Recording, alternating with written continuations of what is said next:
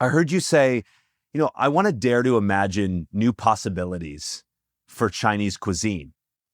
It's a powerful statement. So when I'm creating Yingtao, I'm trying to create a Chinese restaurant that's never had a tasty menu experience in the city before. So I try to find a different angle for Chinese food.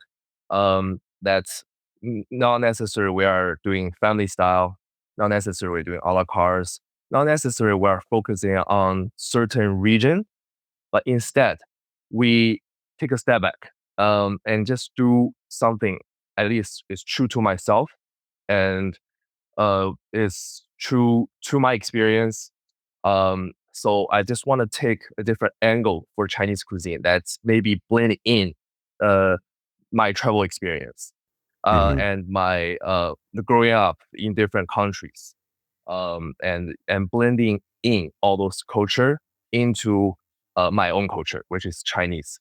So I think Yingtao is the one of the restaurant, not the only one in the world. I think the first one in New York City, but there's so many contemporary Chinese restaurant already existed in China, in other Asian countries. What we are doing is just taking taking contemporary Chinese cuisine in a New York dining scene. Hmm. It's funny when we had Andrew Wong from A Wong in London. He was talking about there was that moment where whether you like it or not, Hakkasan was a massive, kind of like pillar in moving the conversation a bit. So where in the world, as you've traveled, have you kind of seen and taken inspiration from? Bullet and I come from similar backgrounds in the sense that we both grew up a little bit all over, I guess, and never really found like a lot of time to kind of root like ground get our roots down in a space, whether it's like a country in Asia or in the US. Even in the States, we've moved from the West Coast to the East Coast now. People around us, not just the cuisine, but the people who we grew up around or who we've met along the way, both in terms of as we were building Yingtao and as we were growing up and going through our undergraduate programs, is they really helped pave the way and create, made us who we are. Um, I think a lot of it is also, keeping our minds open as well to, again, what the possibilities could be. And I think that's really led us to, see New York City now as a dining scene, for example, that has a lot of potential and, for people to really explore and limit test a little bit more in terms of, what can we offer for a sophisticated diner or, for somebody who is a little bit more adventurous and wants to, play around and explore, this bold city that has a lot of diverse cultures and diverse people and, also want to have a little bit of fun at the same time. Um, and I think that's something that we wouldn't really be able to do in New York City for one, or also really find that rhythm that we wanted if we weren't here either. And kind Hmm. of like had the people who are like good to us along the way. So a little bit about myself, because I was born in China, but I grew up in New Zealand. And then I moved from New Zealand to California from for high school, for undergrad, also for and then after graduate, I moved to New York.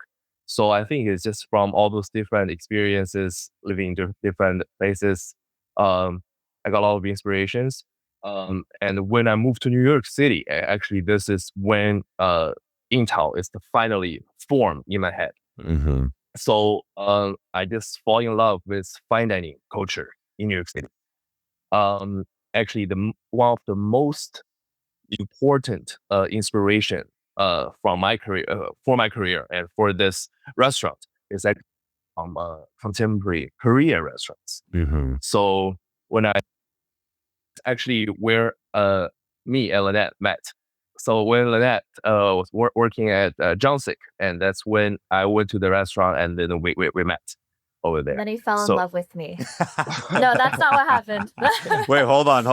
But like, tell the real story. Tell the real story about of how you met, but how you came together as a couple. Oh yeah, so we actually we really met at Johnsick, and she was working there, and I was dining there. But I was dining there so many times. I think more than 15 times, I guess. And then we start we didn't even start talking at that time. It's when I opened a restaurant. I trying to build my own team, and I thought about her, and then I tried to try to reach out to her, but I have there's no way to contact her. I tried to ask my You have to eat at the recruiter. restaurant again to contact her. Yeah, and just coincidentally that she already left at that time, so there's just I spent a long time just to find her, and then we start working together, and then we It was build the restaurant a together. wild goose chase. But did you let her know that you were interested more than business, or did that just evolve sort of No. Business That, only at that time. Yeah. at that time? Okay, got it. So we're kind of an example of people who love to work and fell in love with the way that each of us works. Mm-hmm. And I think we both do. I don't know how it ended up happening, but we both truly balance out like the best of each other's opposites, Mm-hmm. and also help protect and support each other, at our most vulnerable. Because I think, it's when it comes to relationships as well, it's definitely, you have to celebrate even the smallest moments. For sure. And that's still something that we're learning. And because, I think in this industry, a lot of people, when they build restaurants or as they're kind of up and coming, it's a big lone wolf mentality. And both of us are big lone wolves to begin with. And it's, how do we give a little bit of that to each other? I love kind of what both of you have said about, you're really like, Yingtao is this reflection of these diverse experiences, and not just experiences, probably people you met along the way, influences from all over the world. I think that is, such a beautiful, beautiful thing. My biggest inspiration and my mentor in the industry, Simon Kim, also be on the task before. We love Simon. He's a rock star. He's a party animal. He's such good energy. He knows how to have a good time. He knows how to have a good time, and he knows not only how to build a community around what he's built, but also offer an experience that is not only memorable but delicious, in so many ways. And so we're big fans of him at On the Pass as well, and good friends. Yeah, I'm the biggest fan, and he's my big brother, and he taught me a lot, and he helped me a lot at the very beginning when I opened the restaurants. He always being super supportive, and I got a lot of inspiration from him. Was that a relationship that you sought after? Did you reach out to him? Like, how did you both connect and sort of build that friendship, and maybe even sort of mentorship? Yeah, it's a mentorship.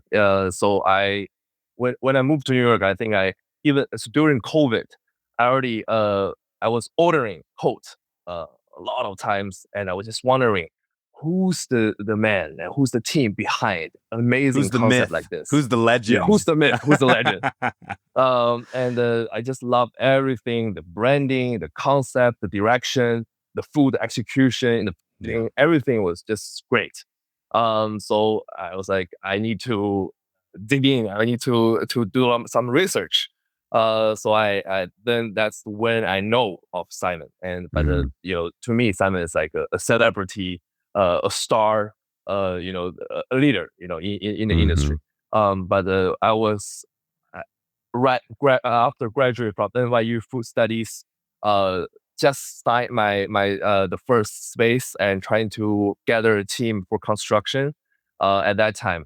So I was literally DMing him on Instagram, and I said, I have a few questions. This is the first time for me ever help to open restaurants. Yes, I want to listen to you. I want to learn from you.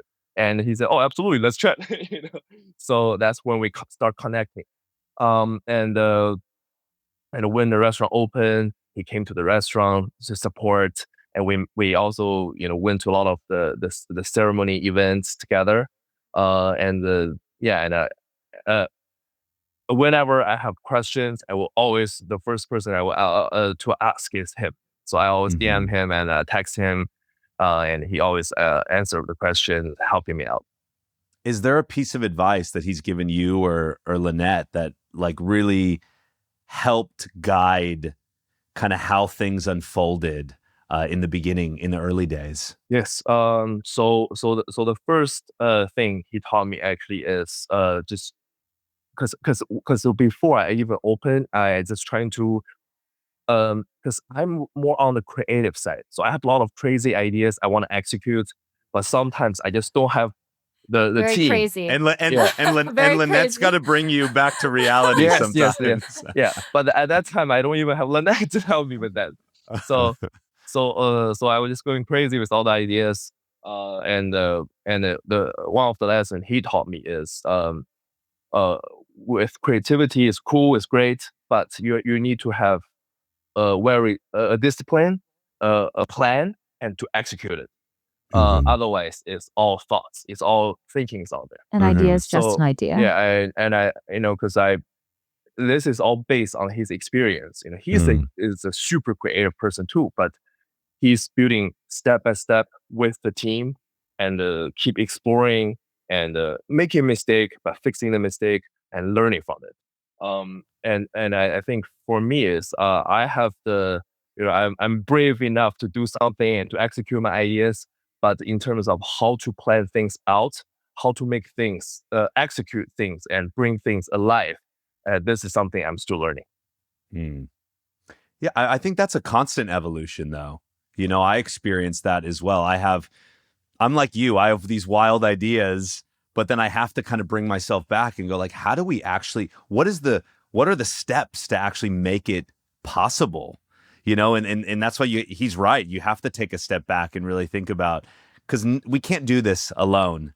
Especially, I was just having a conversation with Charlie Mitchell the other day, and he was like, this is a team sport. He's like, restaurants is a team sport. Like you need everybody, kind of on the same page, and also to buy into your vision as well. So that's brilliant advice. I think we'll probably get more into some of this other advice as we move along. But I want to sort of set the foundation for, you've talked a bit on articles, but I think now people are really going to be able to hear the both of you talk about this. You named the restaurant after your grandmother. Not just to honor her cooking, her voice, her strength, her vision. What kind of world did she show you growing up? So my grandma is a very unique grandma. So she literally play Xbox with me. We play games together. We watch NBA together. I can tell her anything happening in my life. And she's just very open minded. And if I want to do something, she always be the first person. Even sometimes my parents say no, but she always be the first person that say, "Do it," and I help you. Let's figure it out. So she's the closest family member to me, but also a mentor. But at the same time, my best friend. So that's why I have a lot of memories with her. But she unfortunately she passed away when I was 15 years old. But growing up, I think she took the most important role in my life. And almost like the building the foundation and in my life and set the path for me, and to form who I am today. So my grandma is the most important person in my life. So that's why when I opened the first restaurant, I said I have to do something with my grandma, and her name is Yingtao. It also means cherry in Chinese. So that's why I said, okay, let's just keep it simple, and it's her name, and my last name is Yao, so I always want to start with something with Y. So Yingtao is a perfect name. I love it. How does her spirit live on in the food, in the design, sort of in the rhythm of the restaurant? Yeah. So I used to make music. I used to make hip hop. I make compose beats for some Chinese rappers. I release my mixtapes. So hip hop is always a part of Where are these what on Spotify? Can we put this link in the show notes for people to discover? it's all in like it's all Chinese songs. It's in the Chinese platform. Yeah. But I'm happy to share some of the songs. So hip hop is always being a very important part of my life.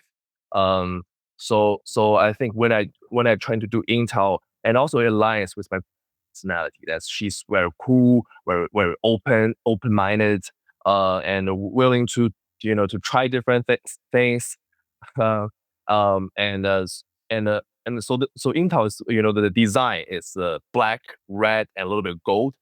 In general, it's very dimmed and very bold. We're playing 80s and 90s hip hop playlist. But and The again, best. Some of the best. exactly. There's So a sneaker display case yeah, in the of corner. sneakers. You're a sneakerhead. Yeah, I'm a sneakerhead. So I made this sneaker display shelf, and I name it the sneaker dry aging room. So it's right next to our dry aging unit, but I put sneakers in there, and right next to the the dry aging units with our duck, with our the protein in there, but it's dry aging the sneakers. So when I bring all those elements together, sneakers, streetwear, hip hop, and memory of my grandma, I think it all lines up with my grandma's personality and spirit.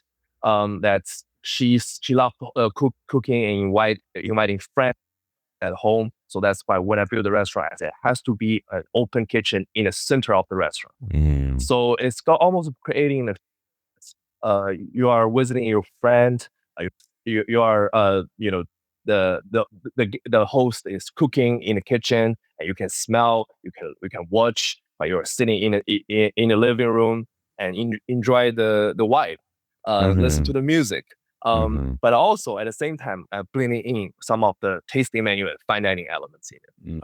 I love that. Linette, obviously you didn't get to meet his grandmother, but you've probably heard many stories.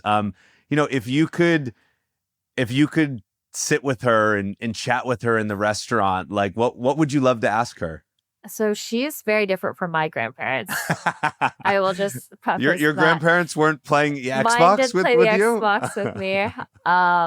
But I think for me, because right now, so we are expecting. So we're about 32 weeks. Congratulations. Thank That's you. so incredible. But I think for her, like for me right now, I've been getting a lot of unsolicited advice in terms of how to move forward and, kind of what our next steps are. But, you know, uh I do look based off of, again, all the stories that I've heard of her and kind of how we've built Yingtao, rooted in a lot of different traditions and memories.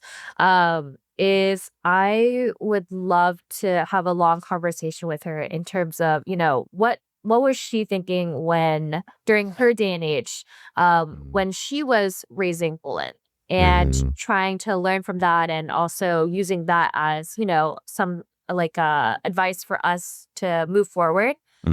Especially now that, this not only it was building a restaurant. In Bolun's case, doing that alone was in New York City as well.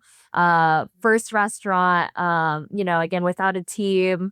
And again, still being very new to the city and trying to find your own grounding and footing there is, as we're navigating parenthood, I'm terrified, honestly, of, how am I supposed to, like, just how do we raise somebody who is going to be a good human being?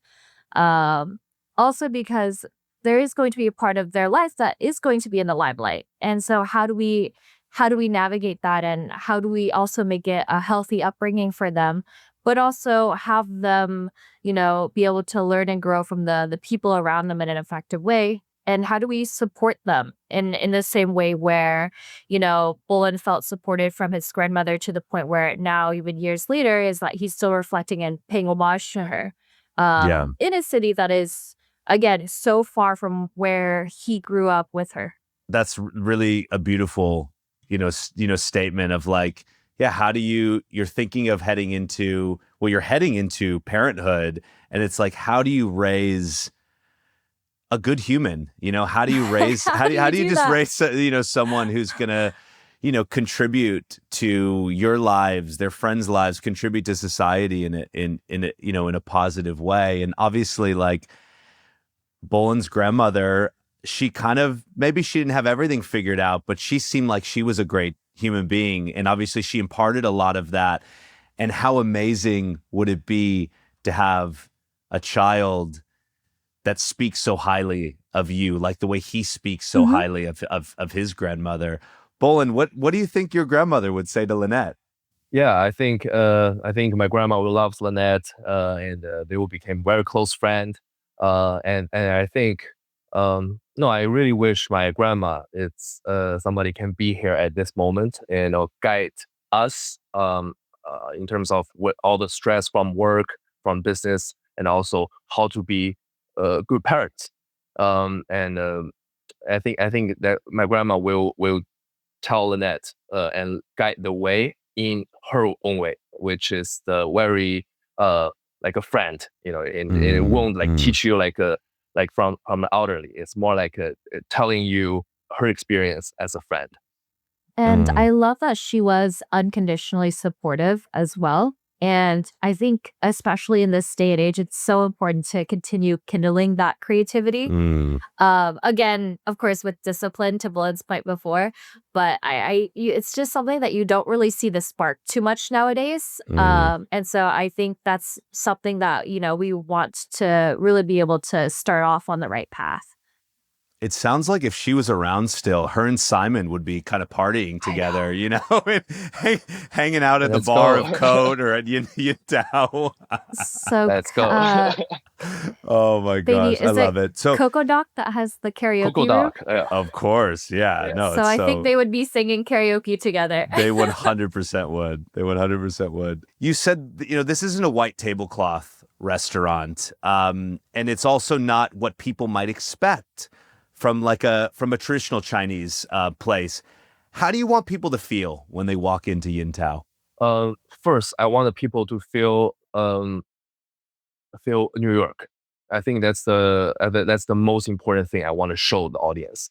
That this is the New York contemporary restaurant, and this is representing the modern cuisine in New York dining scene. A lot of people will questioning this is not authentic. This is not traditional Chinese. We are not trying to create authentic Chinese restaurant, another authentic Chinese restaurant in the city. Personally, I love going to authentic Chinese restaurant. I'm friends with a lot of the Chinese restaurant owners too. But I think what we need for a melting pot like this in New York City, it's something special, something have its own identity, but true to ourselves, and brings all the cultures that we are confident to sharing with to the city. So that's why I said the first thing I want to show the audience is New York, and this is the Chinese contemporary Chinese tasty menu restaurants with some home cooking inspirations, some American Chinese dishes inspirations, but the listening to hip hop, feeling the vibe, walking in, seeing the dry age, seeing the streetwear, seeing the sneakers, and with the interior with a very bold, dark color and open kitchen, hearing a sound, the noise, and just enjoy the vibe. It's like visiting a friend's home. But at the same time, we are respecting seasonality. We are sourcing a lot of locally, and we are creating a tasting menu that's a seasonal tasting menu. That's is all have the original Chinese dishes inspirations, but also with the fine dining trick. I asked you what you want them to kind of feel, but what do you hope they maybe unlearn, or like, you know, kind of walk away with something different? Yes. I just want people to have a good time. You know, in end of the day, I go to a restaurant. I want to have good wine. I want to have good food, good energy, good music, Mm. and around good people. So I just wanted people to just take a step back. You know, we don't need to go all the way into to dig in, say, which dish is the origin of this cuisine, and which part of which region it is from. You know, I think this is it's 2025. You know, and we are all evolving and we're all learning. So I think and also, you know, with the like how fast the information passing, I think we are trying to create something you know, from each person's eyes, and we're learning Mm. from something, and then we put in together and to create Mhm. something new to show the audience. So I just wanted people to think, you know, not necessarily we're doing authentic Chinese restaurant. Just like 10 years ago, what Koreans restaurant are doing. You know, when or 15 years ago, when Johnson are opening, I think a lot of the Korean audience didn't understand what Johnson Mhm. are trying to do. It's French, it's Korean, it's low, Mhm. they're confusing. So I think, but after 15 years, there are so many great restaurants, you know, like including Simon's restaurants, including Mhm. Jua, including Kochi. So now contemporary Korean cuisine is already a scene, but it's not yet for contemporary Chinese. So that's why I'm Mhm. trying to do it. I think somebody has to do it, and also I think how much I love about fine dining, how much I love about food and Chinese cuisine. So I said I have to do this. Yeah, I mean, obviously I mentioned earlier, you know, the episode we did with Andrew Wong, and we kind of talked about this a little bit, but do you both see yourselves as part of like this broader movement, you know, globally, of not just innovating, but sort of rewriting the global story of what Chinese food can be, you know? So that's also back to the very early stage of our conversation. That what I'm trying to do is find a different perspective for Chinese cuisine. I think that's Mhm. a lot of you know I feel like there's getting more and more people are doing this. Uh, I think there's definitely more. So I actually want somebody else in the city to open a similar restaurant like Yingtao, Mhm. and Mhm. doing tasting menu, and with Chinese influences. I think this is definitely a movement that I want to definitely break the stereotype that Chinese cuisine is large portion, it's cheap, it's low quality, it's convenient. You know, I don't want people to think that way. I Mhm. wanted people to think that Chinese cuisine is playful. And Chinese cuisine is creative, and Chinese cuisine can use great ingredients too. So that's why I think I learned a lot from Japanese cooking, from Korean Mhm. cooking, from of course French cooking, and Mediterranean cooking. So how I bring all those um, the highlights from those Mhm. cuisines, and but Mhm. with Chinese cuisine, and to present in a way that New Yorker can understand. And I Mhm. think one of the challenges in general when it comes to a concept like this is people care a lot about authenticity. And, for us, authenticity can be anchored in a few different ways. It doesn't necessarily have to be traditional cuisine.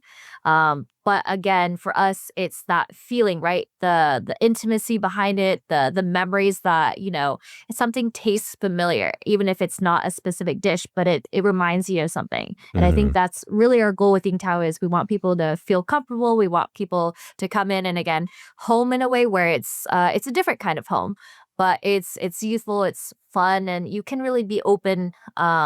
And a lot of people, when they see the open kitchen, there's an analogy with the bear, and I think there's this intensity. There's a lot of, again, genuineness behind it, where Mhm. people see, all the work that's actually being put into it, like the Mhm. that people don't normally connect with having the dish actually come out in front of them. Um, And so I think it's really nice to see that connection now, but also for people to, reconsider again, like what is the possibility, like what exactly does Chinese food mean to them, or Chinese cuisine, and see it under also like an elevated light too, not just again the bigger portions, the like specific regions that people are familiar with, but also introducing other flavor profiles that are using Chinese ingredients and condiments, but a new application. What's the process been like of working with chef and the team, of thinking about all the diverse experiences you've had, seasonality, regionality, to create something that really is, honoring Chinese cuisine, but creating something that's very New York, like you said? So at the very beginning, when we try to create a dish, I always to order a lot of takeouts. I bring chef to a lot of the Chinese restaurants We in know Chinatown. we know you're eating. We know you're eating out. We know you're ordering a lot. Like all those dishes, he never tried it before, and I let him taste it. But I think the good things working with the team is they are all very open minded and creative. So when I bring a traditional Chinese dish to them, and they can deconstruct it in a fine dining way.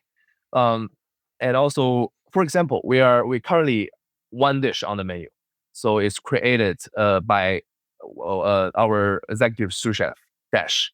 So he came up with a dish. It's a rice roll dish, but inspired by New York everything bagel. So so it is rice roll is a street food. Chinatown you can get the delicious rice roll from the drawer, steaming drawer.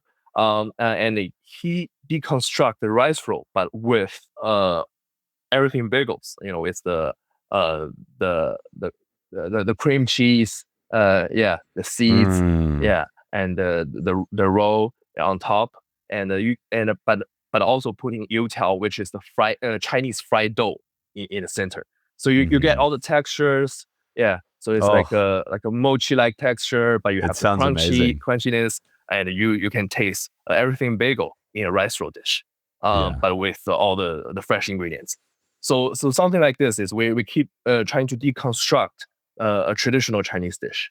And also what we did for our lamb dish is we inspired by where I'm from Xi'an, China. So we actually do a lot of, when summer times we sit on the curb of the street, we eating barbecue. So lamb barbecue, because we have a lot of Muslims and a population in Xi'an.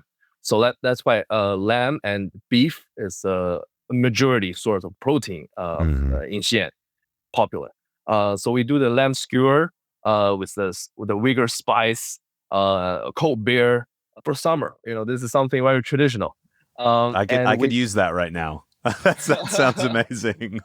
So I let the chef taste the spice we put on the lamb, and he prepared the lamb in a fine dining way. We put in a dry ager, and we grill the lamb on a charcoal grill, and using the Uyghur spice, super tender, and with the pepper sauce, and with the cumin in there, the spice in there. So you can taste everything. And the charcoal, the smokiness, the lamb, from the street barbecue, but at the same time, it's the beautifully plating on a fine dining dish. I think this is the deconstruction and a lot of creativity behind all the dishes. The next, R&D day, I want to be there with you and the chefs. Please, Chinatown trip, Union Square Market, and the Yingtao for food. Okay, we're doing that. I'm gonna bring my film crew, and we'll create an amazing episode doing that. That would be amazing. I want to go back to the both of your relationship. You're a couple. You're expecting. That's so incredible. You opened this first restaurant together as a couple. What's the real story behind building Yingtao? The chaos, the joy, the trauma, the triumphs, the difficulties, and like, what have you learned about yourselves and each other in the process? Babe, you want to go first? There there are so many parts. I think just to preface is that this is even now about 2 years into the project, it's still very new to us. This is Bolun's first restaurant in terms of again, even as starting off as like finding this space, building it up, Mm, finding the people, um developing the whole concept. And both of us don't come from again, like having opened restaurants before, or really working too much in restaurants. And so, like, I would say in the past 5 years, this is again a new adventure that both of us kind of left a field that we were comfortable in mm, and wanted to take the chance to make something out of ourselves. And that's also really what connected us. But I think we've learned a lot along the way in terms of mistakes that we've made, how to learn from those, how to still, figure out mistakes that we're currently still making. mhm, And, trying to use that as a platform to continue, strengthening ourselves. And it's honestly really hard because when we make mistakes or when we have a lack of oversight on something, and then it's all a snowballing effect. mm, And I think one of the problems also, and one of the difficulties when it comes to a restaurant, is the idea of a team, right? We have a team, we have people who, we're supporting, who we're financially taking care of, who have families. And mm, there's a lot that they're depending on the restaurant alone. And they look up to us to, try to do things in the right way as much as we can. Or it's very unpredictable, I would say, as well. The New York dining scene, it is so competitive. absolutely. The neighborhood that we're in, we love Hell's Kitchen, but we also find a lot of challenges being in Hell's Kitchen because it is a Mhm, little bit out of the ways for a lot of people. It's not your traditional fine dining neighborhood. It's a different crowd, but it is definitely a gem of a space. And the biggest support that we've had are from the locals of Hell's Kitchen. Um, but this our experience with Yingtao, whether that's bringing people in, trying to come up with new menu designs and our branding concept, also just how to be, again, good people, good leaders, compassionate leaders. mm, um and it's not like it's hard to say yes all the time, but it's also not, you don't want to say no all the time either. So trying to find that balance. And again, there are so many changes along the way. So even if we got a Michelin star, or we're aiming to get a Michelin star within our first year of opening, the second year now is how do we maintain that star, but mhm, also maintain that momentum. mhm, And we've never had Michelin stars before, so what do we know? So it's hard to, again, we're kind of just crossing these paths as we get there, mm, and using that as a stepping stone. And for Simon as well, right, like it took him 5 years with his first restaurant to start getting like a grounding and footing for himself. And it's not quick and easy. mhm, And it's, again, not something that you can do alone. But slowly but surely, that is something that we're trying to piece together and find, build the right team, the right people who care, and who can see, the direction that we want to move the group in, as well as the restaurant. And again, have like a brand that feels human behind it. But we've made a lot of mistakes. We're still making mistakes today, and we're still figuring it out. I'm more on the creative side of behind the scene. I have all those crazy ideas, like I said at the very beginning. But Lynette is somebody uh, more, you know, who can do the operation to execute my ideas, and to actually do the thing, the ideas, and to make it happen. So that's how we work together, and why we work really well together. Um, there's definitely we're still learning, we're still trying things out. And one thing I think between us, we still trying to improve is communication. Sometimes I have those ideas. I assume that she already understands, and I don't explain myself too well. I just say, this is what we want to achieve. Let's do it. Why there's nothing has been done. You know, and that's and then when we sit down together, take a step back and communicate a little bit more, and then I realized that we are not on the same page. At the very beginning, so it definitely need a more immediate communication. And so that's what we'll be working on too. But I feel super lucky. Feel super supportive from Lynette. At the very beginning when I do the construction, building the team by myself, it just feels it's definitely challenging, but also I feel lonely, right? It feels sometimes feels helpless. I just feel like if there's a partner, it's someone that understand what we're trying to achieve, and we are working together, you know, towards the same goal. I think that's just feel. I just feel supported, and I can, I can step back and being creative. I trust my partner will be the one who execute it. Yeah, I love that. You're both so young.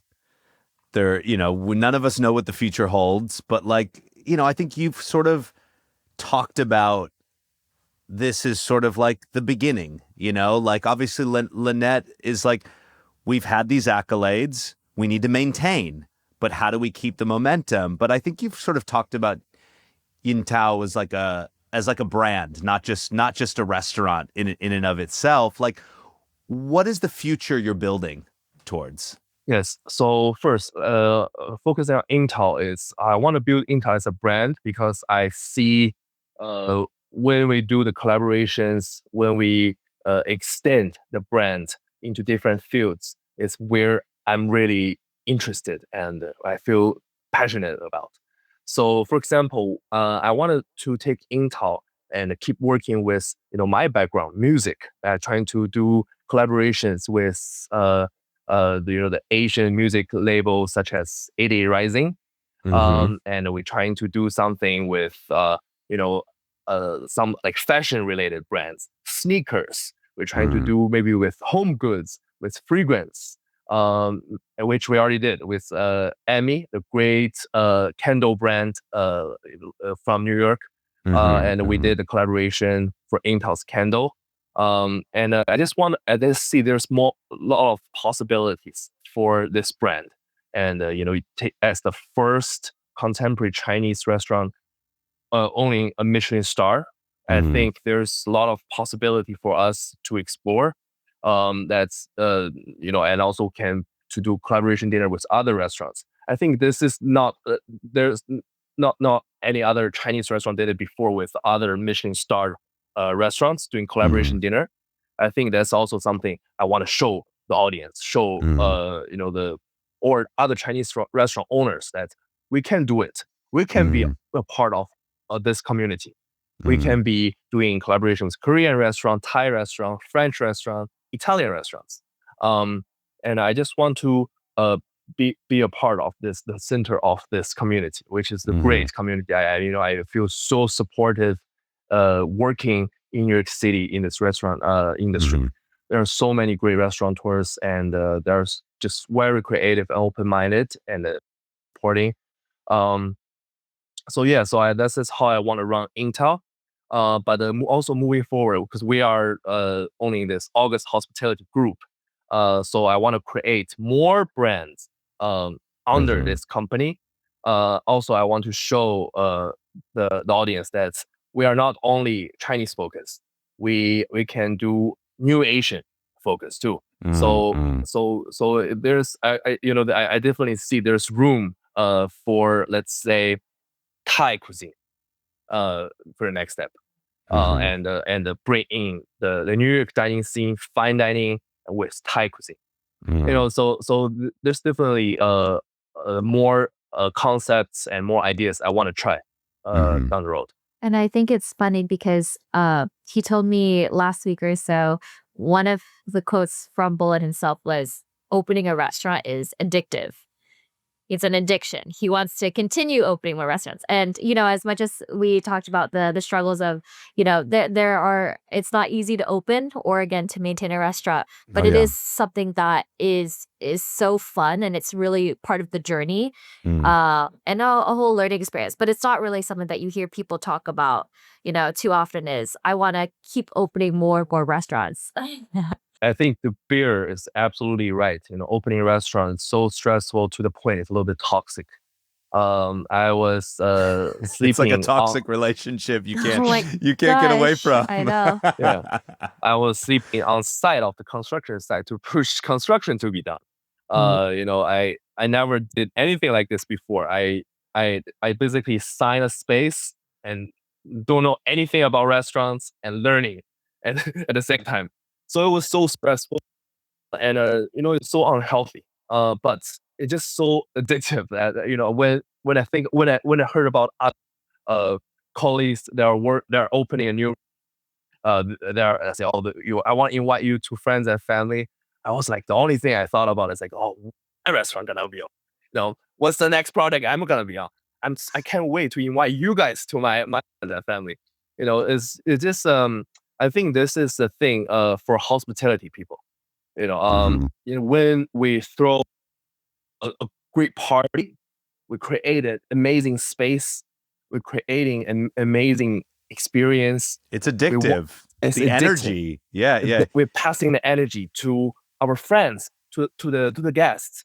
We just Yeah. want to, I can't explain how satisfying it is when I'm standing past, seeing at Yingtao and seeing in the dining room, good time, and when it of the song from the playlist is cool, and they're like pointing out and talking about how cool music and enjoying the food with wine. I think it just was so satisfying. So that's why this is definitely only the beginning. It's funny. I have like a concept that I've been thinking about that's called like hospitality gene, because I think people have it or they don't have it, and like people who have that gene are like, once you get it and you experience it and you do it, yeah, you're like, this is incredible. I love being in service of others, but it makes you feel so good about kind of what yourself and what you're doing and what you're bringing to the world and how you're bringing people together.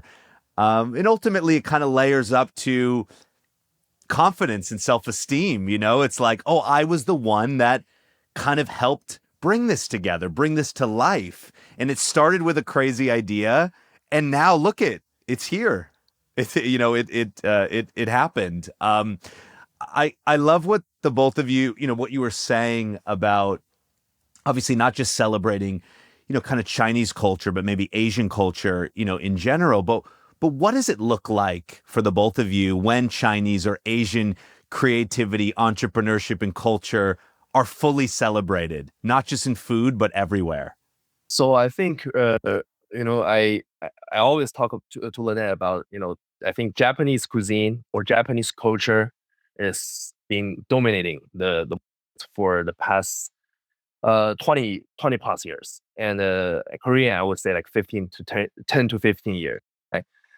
And I'm just keep waiting for the next wave of new Asian culture to thrive in not only in New York but in the States. So what I see is Chinese and Indian. So for the next wave of new Asian cuisines, and Indian restaurants are doing great, amazing in the city already.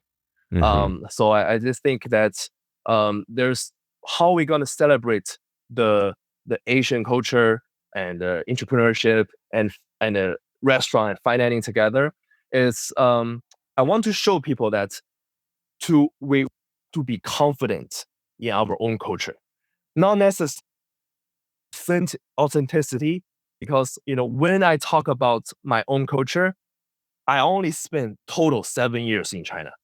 I can't representing authentic Chinese cuisine or Chinese culture.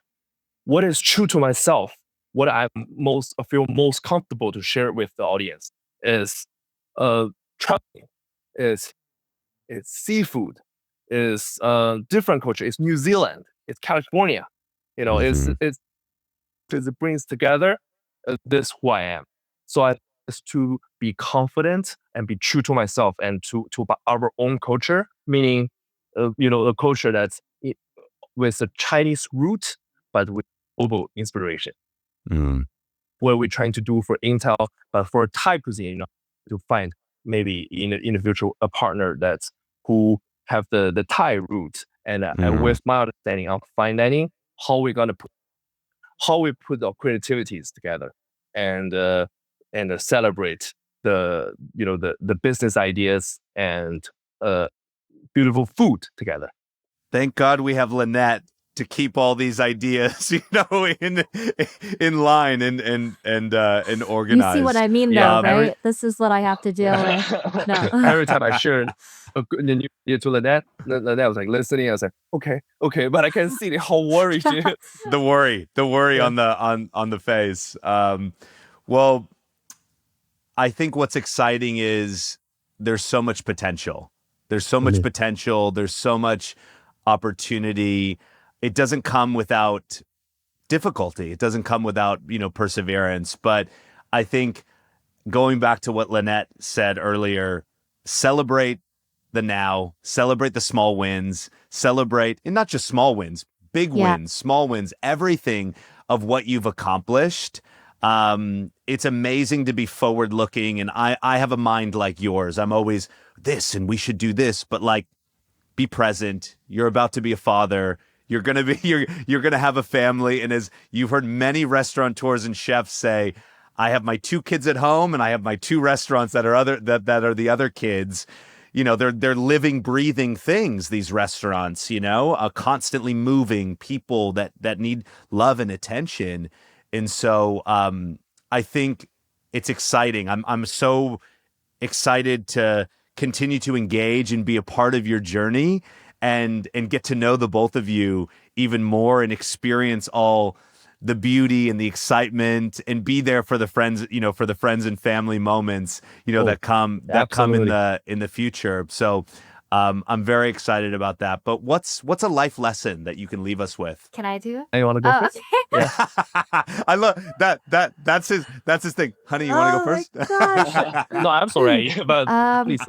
I think for me, for Bolun, kind of, right now at least, I think a quote that always sticks with me is kind of like the idea that the version of you that got you here won't be the one that gets you there. It's very cheesy, it's very simple. But I think for us, it's, we have to use every single day as a stepping stone. I feel like time flies by so quickly in New York. It's this go, go, go mentality that I love, but I also feel completely enveloped in it at the same time. And, it's your habits, your skills, even your comfort zones, how that has helped you reach your, the person you are today, your level of success. But, as we move on to other projects, as we want to get better at what we're doing, do better at what we're doing, we have to continue looking forward, let go of our old patterns, adopt a different mindset, learn different skills, and perspectives from each other, from other people. And I think it's scary that the growth requires a change as well. But I think, we always have to continue to be the better person one way or another. But it's also, it's not just an opportunity that comes along the way. You have to actively look to find, how can you improve yourself? What can you do better tomorrow that you weren't doing today? Yeah, it's constantly not only like thinking it from a business perspective, you're not only auditing the business, you need to be auditing yourself. Yeah. You need to be auditing your decisions. You need to be auditing the way you move through the world. I'm trying to shift from this operator to like strategist mindset. Because again, kind of like the idea that I try to I'm a little bit too like hands-on and reactive. So, I really want to work on, solving problems, from solving problems to myself to more so empowering others to solve Mhm. them. Yes. No, he's turning it on you. No, so for That's a me, tough one to follow up, buddy. yeah. So for me, I think is I always think if what you want to do something, um, go big, no regrets. So when I do the ideas, is I have to put all of myself, all the energy, Mhm. and all all in product you have future. I think about what should we do next, but I make it happen. So do do it. Thing. I want to go all the way. I don't want to have any regret, and that's when when I get older and I thought about, oh, what if I that time I did something different. I just don't want to have the regret.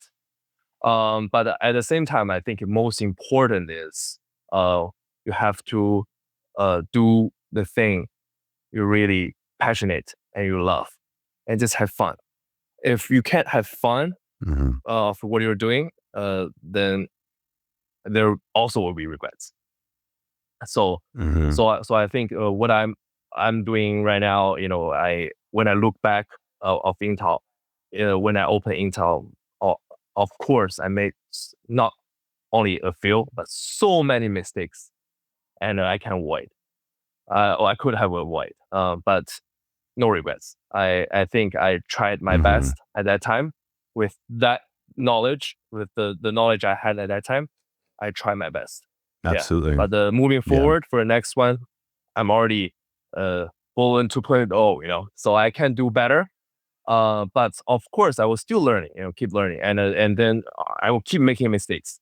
But this is like you said, hospitality gene. I think I have that. I'm having fun of what I'm doing, and I'm super proud of what we achieved. We're proud of you as well, and excited to have you a part of our community at On the Pass, and can't wait to see how Yingtao and all the incredible other ideas and concepts come to life as we continue to move forward into the future. So thank you so much for the both of you. This is so fun.